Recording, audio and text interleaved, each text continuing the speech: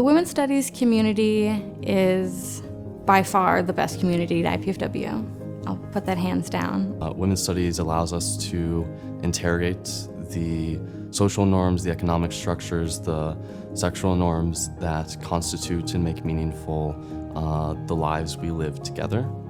Really teaches you new ways to look at the world and at yourself, and it provides you with a new lens and new skills to analyze everything in the world around you and try to make it better. Women's studies teaches you how to think critically, and it teaches you how to question what you've been taught your whole life. Women's studies is essential. We can discuss and think about things that aren't brought up in other classes and other areas of study.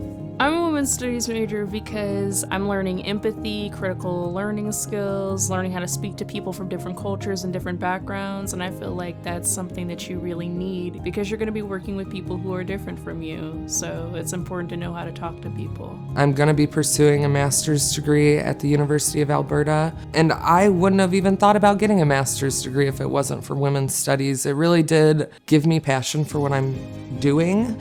And what I intend to do with my degree. The critical thinking skills that I've gained through women's studies have been incredibly helpful in my preparation for law school and taking the test that lets you get into law school. I work at the Center for Nonviolence in Fort Wayne, which is primarily a domestic violence organization, but we also work with other marginalized groups. The Center for Nonviolence mirrors a lot of what I learn in women's studies, and so I feel like I use it every single day.